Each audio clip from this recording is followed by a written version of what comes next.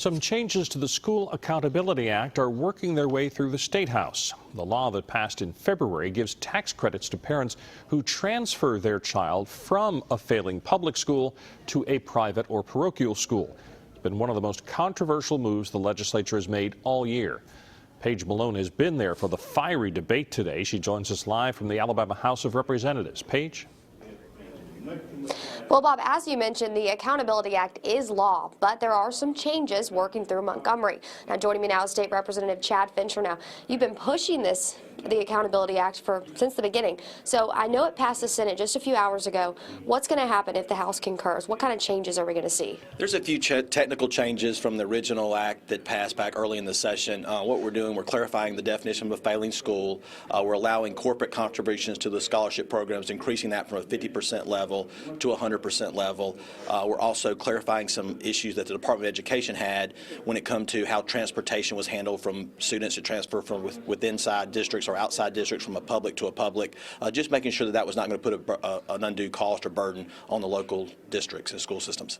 And since the beginning, there's been people on both sides of this issue, a lot of people not too happy with it. Let's take a listen to the debate earlier in the Senate with Senate Minority Leader Vivian Davis Figures. Take a listen to what she had to say.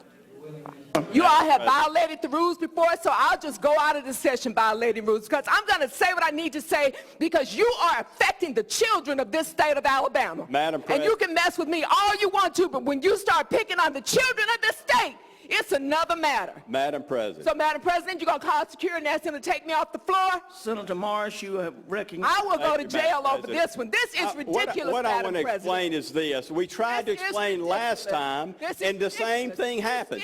I can't explain because you're screaming at the microphone. That's fine. That's fine. But this issue has been discussed for the last 2 months.